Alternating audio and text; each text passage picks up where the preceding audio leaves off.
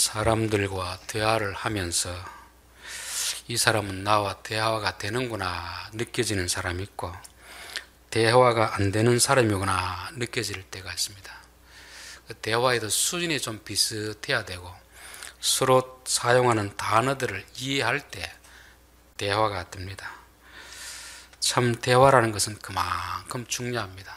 대화가 되면 소통이 되는데, 대화가 안 되면 불통이 되는 거예요. 불통. 바벨탑을 쌓다가 그 공사를 멈춘 이유가 왜 멈추었습니까? 하나님이 대화를 단절시켜 버렸잖아요. 소통이 안 되는 것입니다. 위에서는 벽돌을 올리라고 하는데 밑에서는 물을 올리는 거죠. 위에서는 물을 올리라고 하면 물을 안 올리고 벽돌을 올리니까 이게 더 이상 대화가 안 되니까 이 공사는 지속될 수가 없는 것입니다. 그런데 전혀 단어의 의미를 모르는 것은 배우면 되는데, 더 문제는 뭐냐면 잘못 알고 있는 경우가 참 문제입니다. 잘못. 똑같은 대화를 하면 이분도 안다고 고개 끄덕끄덕거리는데 나중에 알고 보면 전혀 다르게 이해하고 있는 것이죠. 우리가 성경을 볼 때 성경에 나오는 단어의 그 용어의 의미를 모르면 우리는 안다고 하지만 사실은 모르는 것입니다. 엉뚱한 방향으로 잘못 오해하게 되는 것입니다. 예수님이 제자들에게 바리새인의 누룩을 주의하라 하니까 떡을 안 가지고 왔는 것을 가지고 이야기하시나 보다, 그렇게 이야기 나눴습니다. 예수님이 참 답답해서 너희들이 나와 지금 얼마를 같이 다녔는데 아직도 내 말귀를 못 알아듣겠느냐. 내가 한 말 누룩은 떡이 아니고 교훈이다. 교훈.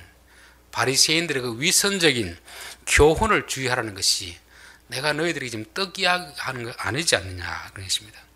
요한복음에 보면 내 살을 먹고 피를 마시는 자마다 영생을 가졌고 이러니까 사람들은 또 아이고 우리가 어떻게 예수님 살을 뜯어 먹나 피를 마시나 이렇게 이해하면 대화가 안 되는 것입니다. 예수님의 살과 피를 먹는다는 것은 그분의 생명을 먹는다는 말이고, 그분에게서 나오는 생명의 말씀을 우리가 듣고 그 말씀을 먹는다는 의미인데, 그걸 모르니까 엉뚱하게 해석하는 그런 경우가 많이 있잖아요. 자, 우리 서신서에서 쭉 나오는 단어 중에서 우리가 오해하는 단어가 뭐겠습니까? 교회라는 단어죠. 교회. 서신서가 말하는 교회라는 것은 고린도 교회, 고린도에 있는 교인들을 말하는 것입니다. 건물을 말하는 게 아니죠. 그래서 우리가 성경과 소통을 하기 위해서, 하나님과 소통이 되기 위해서는 성경이 말하는 용어와 우리가 이해하는 용어가 같아야 됩니다. 우리가 이해하는 용어가 다르면 소통이 되는 것 같은데 오해하는 그런 일들이 많이 일어나는 것입니다. 지난 시간에 되었는데 성령의 나타나심 이렇게 할 때는 두 가지 의미가 있습니다. 하나는 고린도 전서 2장에 나오는 성령의 나타나심, 또 12장의 성령의 나타나심. 12장에는 주로 이제 은사에 대해서 성령의 나타나심이라 설명해 놓고 있습니다.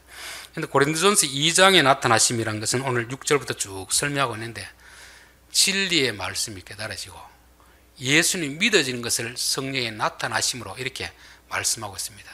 그런데 일반 집회에서 성령의 나타나심이라고 표현하면 다 고린도 전서 12장에 나오는 것만이 성령의 나타나심으로 가르치고 있기 때문에 진짜 우리에게 나타나신 말씀이 깨달아지고 예수님 믿어지는 이런 성령의 나타나심은 성령의 나타나심으로 이해를 못하는 그런 경우가 많이 있습니다.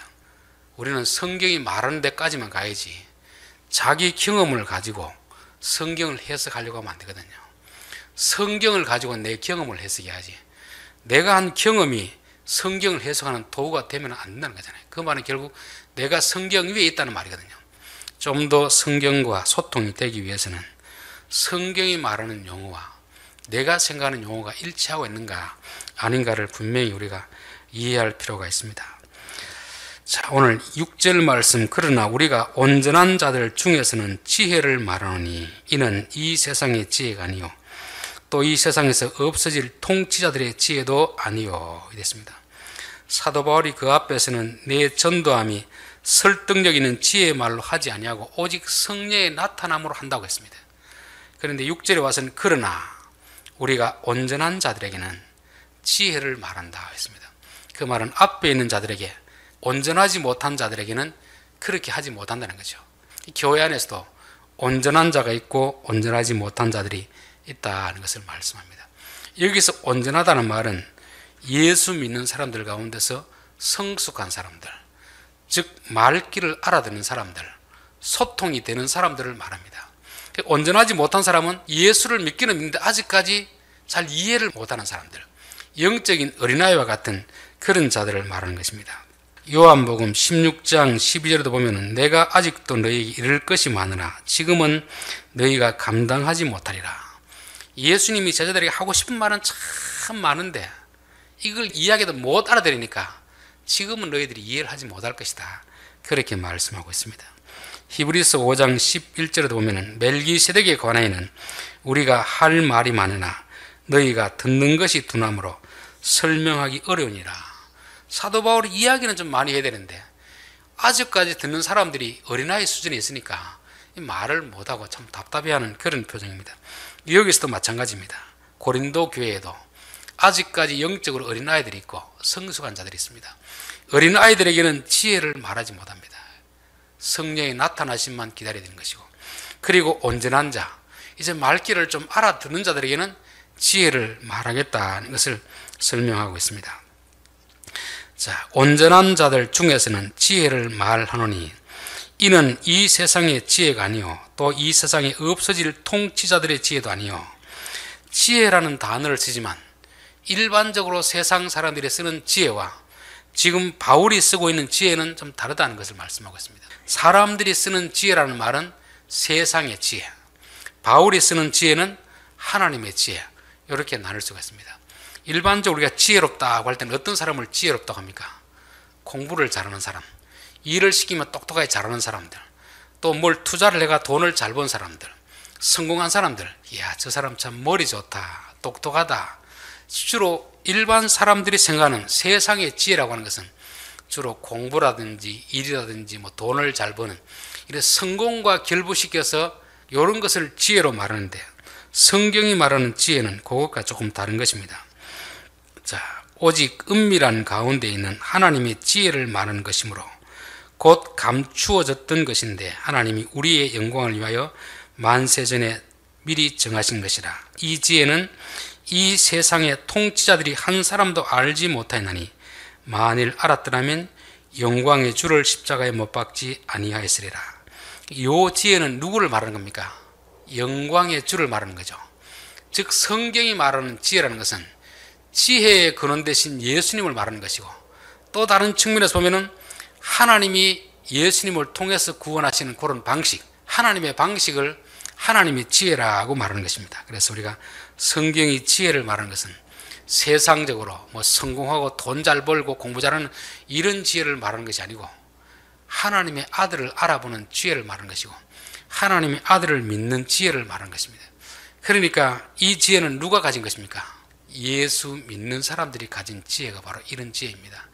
여기 보면은 세상의 통치자들도 알지 못한다 하는 거잖아요.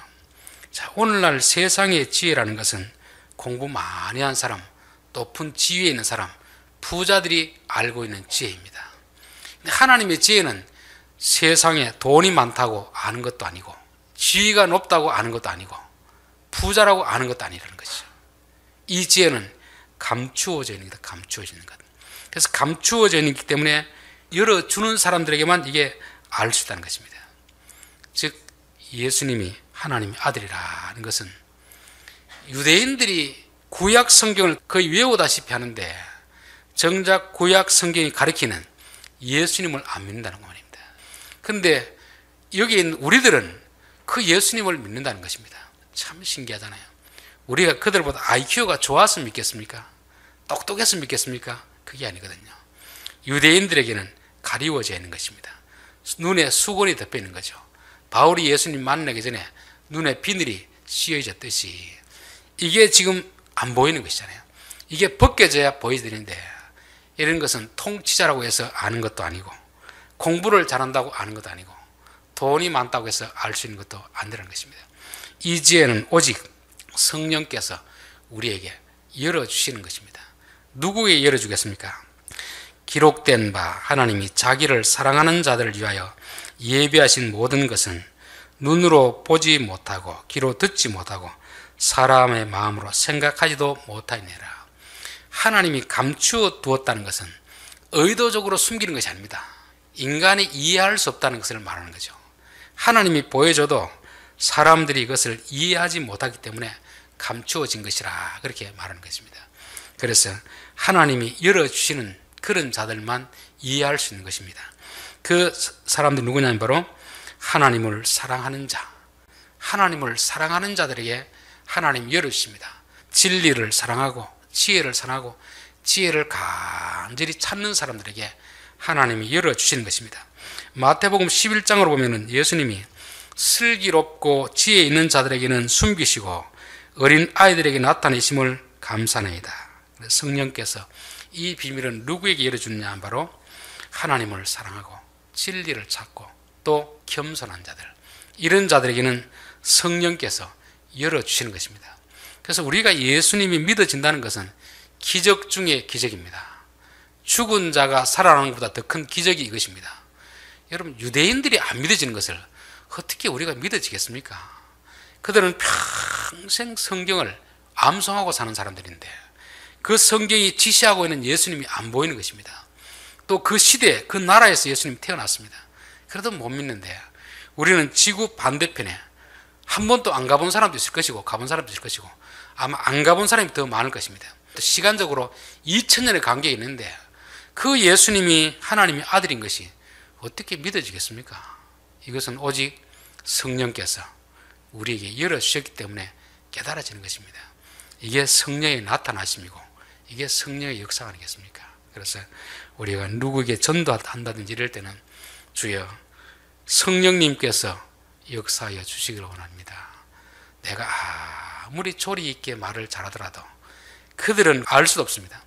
말씀을 전할 때 성령께서 그들의 마음을 열어주면 깨달아지고 믿어지는 것이고 성령께서 닫아버리면 아무리 우리가 발버둥을 쳐도 안 되는 것이 바로 이게 복음의 능력인 것입니다. 그래서 사도 바울은 지금 그것을 말하는 거잖아요. 하나님의 지혜는 통치자들이라고 아는 게 아니다. 대제사장이라고 아는 게 아니다. 오직 하나님을 사랑하는 자, 어린아이 같이 겸손한 자들에게 성령께서 열어주시는 것이라 그렇게 말씀하고 있습니다. 자, 그러면 우리가 믿어지는 건 믿어지는데 이게 과연 성령이 하신 일인가 아닌가는 어떻게 알겠습니까? 성령이란 존재는 눈에는 보이지 않습니다. 눈에 보이면 성령님 내 안에 계시겠구나 알 수가 있는데 우리 안에 성령님이 계셔도 우리는 성령님 모르거든요. 왜 모르느냐 하면은 우리가 잘못되게 이제 성령님을 배워왔기 때문에 그렇습니다. 주로 이제 학생들이라든지 사람 만나가 언제 성령을 체험했습니까? 그렇게 물어보면 주로 중고등부 시절에 저 산에 가서 나무 뿌리 뽑다가 방언을 받은 것을 성령을 체험했다 그렇게 말하는 사람들이 많이 있습니다. 그럼 그전에는 성령을 체험하지 않았느냐? 그렇지 않거든요. 여러분, 말씀이 깨달아지고 말씀이 믿어지는 것은 성령이 아니고서는 알 수가 없는 그런 비밀인데 진짜 중요한 것은 말씀이 깨달아지고 믿어지는 것이 이게 진짜 성령의 나타나심인데 우리는 꼭 현상적으로 나타나는 이런 것만을 성령의 나타나심을 하니까 성령이 우리 안에 계셔도 계시는 것조차 모르고 그렇게 지낼 때가 참 많이 있는 것입니다. 자, 요한복음 14장 26절 보면 보혜사 곧 아버지께서 내 이름으로 보내실 성령 그가 너희에게 모든 것을 가르치고 내가 너희에게 말하는 것을 생각나게 하시리라. 성령님이 오시면 우리 마음속에서 말씀이 깨달아지게 하시고 말씀을 가르쳐 주시고 생각나게 해주시는 것입니다. 어떤 상황에 직면해서 주여 어떻게 하면 되겠습니까? 그럴 때 버뜩버뜩 우리 마음속에서 하나님의 말씀들이 자꾸 생각나는 게 있잖아요. 이게 지금 누가 한다는 겁니까? 성령께서 하신다는 말이거든요. 성령께서 우리 안에 계시다는 가장 확실한 증거가 말씀이 깨달아지고 말씀이 생각나는 것을 말씀하고 있습니다. 그리고 또 고린도전서 12장 3절에 보면 또 성령으로 아니하고는 누구든지 예수를 주시라 할 수 없느니라. 예수님이 나의 구원자가 되십니다. 아무 생각 없이 따라하는 것이 아니고 정말 내 마음속에서 예수님이 나의 구원자이십니다. 이렇게 고백할 수 있는 것은 이게 내 의지로 되어지는 게 아닙니다. 나의 지혜로 되어지는 게 아닙니다. 성령께서 우리 안에서 깨닫게 해주시기 때문에 되는 것이죠. 그래서 저는 성령을 받은 가장 확실한 증거는 진짜 예수님 믿어지느냐, 성경을 볼 때 깨달아지느냐, 그게 가장 확실한 증거입니다. 예수 믿는 모든 사람들에게 성령이 나타나시면 뭐겠습니까? 예수님이 믿어지는 것입니다. 진리의 말씀이 깨달아지는 것을 말씀하고 있습니다. 자, 13절 우리가 이것을 말하거니와 사람의 지혜가 가르친 말로 아니하고 오직 성령께서 가르친 것으로 하니 영적인 일은 영적인 것으로 분별하느니라. 저는 이게 설교에도 두 종류의 설교가 있다 그렇게 생각합니다. 저는 여러 편의 설교를 들어보면 저건 인간의 지혜로 만들어진 설교이구나 그렇게 생각되어지는 부분이 있고, 저 부분은 성령께서 깨닫게 해주신 부분이구나 그게 느껴지는 게 있습니다. 어떤 부분이 은혜가 되겠습니까? 주석이라든지 여러 가지 남의 설교를 이렇게 짜집게 해가지고 한 그런 설교 아주 멋있을 수가 있습니다. 근데 그건 인간의 지혜로 만들어진 그런 설교라는 느낌이 들 때가 많이 있습니다. 어떤 설교 보면 어떻게 저런 생각을 할 수 있을까, 그런 내용들이 나올 때가 있습니다. 저거는 성령께서 깨닫게 해준 설교구나. 매번 설교가 그럴 수는 없지만 30분 하는 모든 설교가 그럴 수는 없지만, 그러나 그 설교 30분 가운데서는 그런 것이 있어야 됩니다. 그래서 저는 그런 설교를 들으면서 이분의 설교를 내가 조금 더 자주 들어야 되겠다. 왜냐하면 성령께서 깨닫게 해준 그 설교가 우리 은혜가 되거든요. 사람들이 글로 적어놓고 사람의 지혜를 동원해가지고 만들어낸 그런 설교가 아니고, 성령께서 설교를 준비할 때 그 듣는 청중에 필요한 것들을 깨닫게 해주셔서 전하게 하시는 그런 설교가 바로 성령께서 가르친 것으로 그렇게 전한다고 했습니다. 오늘 이제 고린도전서에 나온 내용은 육신이다, 영이다 이런 표현을 많이 쓰는데, 이런 표현은 이제 교회 다니는 사람들이 많이 쓰는 용어이지 세상 사람들은 잘 이렇게 쓰지 않는 그런 표현입니다.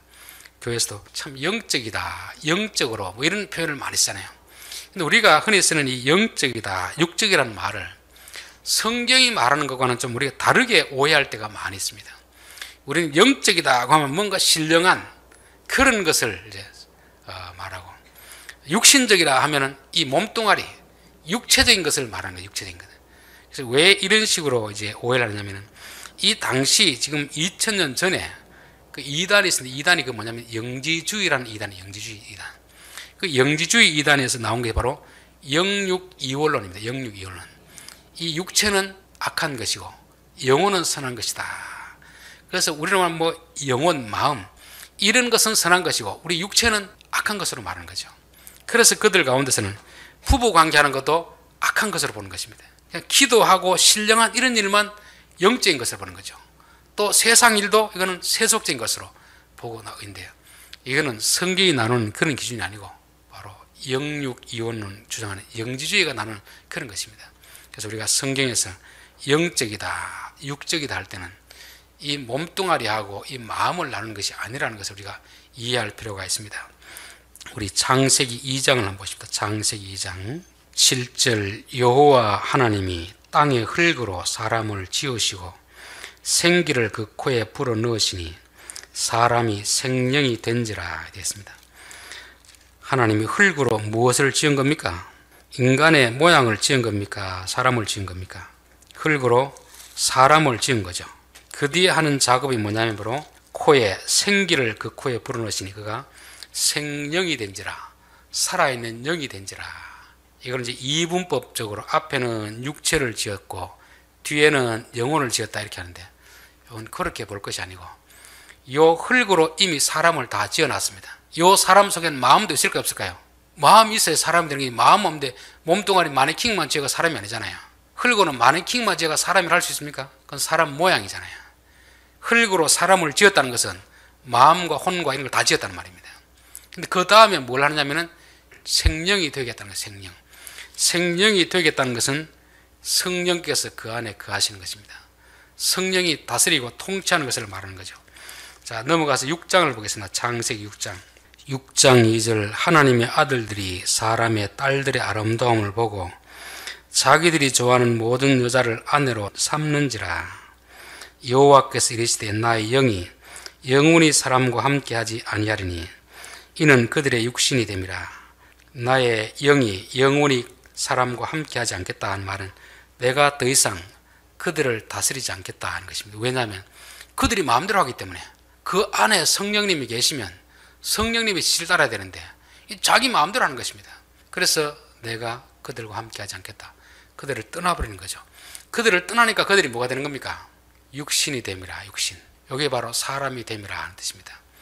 즉 영이다, 육이다는 말은 이 몸뚱아리와 마음으로 나누는 것이 아니고 사람은 사람인데 타락한 본성, 하나님과 관계없는 하나님과 네트워크가 끊어진 사람들, 이런 사람을 육이라 이렇게 말하는 것입니다. 육이라 말하는 거죠. 하나님과 소통이 되는 사람, 하나님을 주인으로 모시는 사람, 이런 사람을 뭐라고 합니까? 영이라 그렇게 하는 영. 성경이 육이다, 영이다. 그래서 영적이라는 말은 뭐 기도를 많이 하고 뭐 산에 돌을 많이 닦는 사람을 영적이라 하는 게 아닙니다. 신령하다는 말도 그 표현 자체가 좀 오해할 수 있는데요. 신령하다는 말은 성령을 모셔드리고 성령의 인도를 따라 살아가는 사람을 신령한 사람이라는 것입니다. 육신적인 사람은 어떤 사람이겠습니까? 자기 생각대로 자기가 주인이 돼서 자기 마음대로 살아가는 사람을 육신적인 사람이라 그렇게 말씀하고 있습니다. 자, 11절 사람의 일을 사람 속에 있는 영 외에는 누가 알리오? 이와 같이 하나님의 일도 하나님의 영 외에는 아무도 알지 못하니라. 자, 사람 속에도 뭐가 있다는 겁니까? 사람의 영이 있다는 거죠. 영이 있는데 성령이 그 영을 지배하면 영적인 사람이 되는 것입니다. 그런데 자기 영이 자기를 지배하면 그 사람은 육적인 사람이 되는 것이죠. 근데 영이라는 건 눈에 안 보이잖아요. 그럼 영적 존재를 어떻게 알겠습니까? 영은 본질인데 그 영은 눈에는 안 보입니다. 근데 그게 밖으로 나타나는 게 뭐냐면 언어입니다. 말.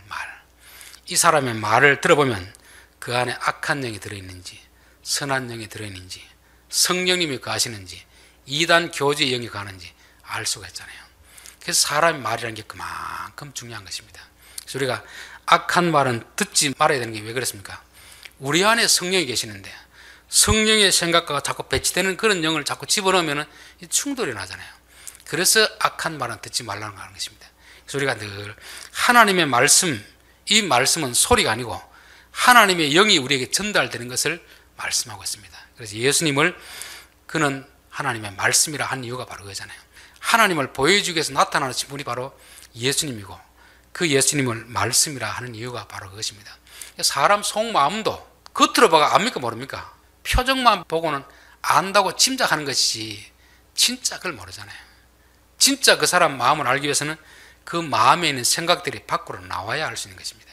그래서 우리가 사람을 대할 때도 그 사람에 있는 영적 실체를 모르고 그 사람을 판단하는 것은 참 위험합니다. 우리는 보통 인상을 보고 야, 저 사람은 착하겠다, 악하겠다 그렇게 추측하잖아요. 근데 이게 어느 정도는 맞을 수도 있지만 안 맞는 경우가 돼 있다는 거죠. 흉악만 보면 그렇잖아요. 겉으로 보기엔 아주 착합니다. 그런데 사람들이 끔찍한 그런 일을 저지르는 것은 그 안에 있는 악한 영이 들어있기 때문인 것입니다. 그래서 우리가 겉만 보고 다 모른다는 거잖아요. 성경도 겉만 보면 알겠으면 모르겠습니까? 성경 글씨를 알고 백독을 읽고 다 해도 의미 실체를 모르는 것입니다. 왜? 말씀의 뜻은 기록하게 된 성령님만이 아는 거거든요. 그래서 우리가 설교를 준비할 때도 그렇지만 설교를 들을 때도 성령님 깨닫게 해주십시오. 왜 이런 말씀을 하셨습니까? 이 말의 의미는 무엇입니까? 겸손히 물어볼 때 열어주시고 깨닫게 해주시는 것입니다. 오늘은 소통에 대해서 주로 말씀을 드렸습니다. 우리가 사람과 소통을 하려고 해도 언어가 돼야 되고 성경과 소통을 하려고 하면 무엇보다도 성경이 말하는 단어의 의미를 알아야 됩니다. 그런데 오늘날 교회 안에서는 성경이 말하는 의미를 가지고 이해하는 것이 아니고 내가 경험한 가지고 자꾸 성경을 해석하려는 그런 시도를 하다 보니까 같은 믿는 사람끼리도 대화가 안 됩니다. 성경을 가지고 성경에서 이게 무엇을 말하는지를 이해하고 대화를 해야 되는데 한쪽에서는 성경이 말하는 단어를 가지고 말을 하고 한쪽에서는 자기가 경험한 걸 가지고 성경을 해석하니까 이게 대화가 안 되잖아요. 저는 신학적 논쟁을 하다가도 몇 번 해보고 안 되면 이분하고는 대화가 더 이상 안 되겠구나 중단합니다. 왜? 단어에 대한 이 전제 자체가 잘못되어 있기 때문에 그런 것입니다. 그래서 우리가 항상 성경을 볼 때는 이 용어가 어떤 의미로 쓰였는가, 교회라는 것이 교인을 말하는 거구나, 또 지혜라는 것도 세상에 똑똑한 것을 말하는 게 아니구나, 예수님을 아는 것이 지혜 아닙니까? 하나님이 구원하신 방식이 지혜 아닙니까? 그건 통치자라고 아는 게 아니고 많이 배웠다고 아는 게 아닙니다. 학교를 못 나온 분도 믿어지는 걸 왜 그렇겠죠? 성령께서 깨닫게 해주시는 걸 믿어지는 것입니다. 그 나라에서 태어난 예수님을 유대인들은 메시아로 못 믿는 것입니다. 왜? 자기들이 똑똑하다고 생각하기 때문에 그렇잖아요. 우리 이방인 우리들은 겸손하게, 우리는 모릅니다. 어린아이 같은 마음을 품고 있으니까 성령께서 열어주시는 거잖아요. 그렇죠? 이게 고린도전서 2장에서 말하는 성령의 나타나심입니다. 성령이 우리 안에 오시면 진리의 말씀이 깨달아지는 것이고 또 예수님이 믿어지는 것입니다. 그래서 여러분이 우리에게 성령이 나타나심을 보여주십시오. 물론 은사도 이루어질 수 있습니다. 그러나 그 이전에 더 중요한 것은 말씀이 깨달아지느냐, 믿어지느냐, 이게 가장 중요한 기준이 되어야 될 줄 믿습니다. 하나님의 속마음도 성령께서 깨닫게 해주시기 전까지는 성경 읽으면서 겸손하게 성령님, 이 의미가 무슨 뜻입니까? 왜 이런 말씀을 기록하셨습니까? 늘 물어볼 때 성령께서 우리에게 깨닫게 주시는 줄 믿습니다. 그리고 성경이 말하는 육체와 영이라는 것은 이 몸뚱아리와 이 마음으로 나누는 게 아닌데 이거는 영지주의자들의 구분입니다. 성경이 말하는 것은 육체라는 건 뭐라고 했죠? 타락한 인간의 본성입니다. 타락한 인간의 본성.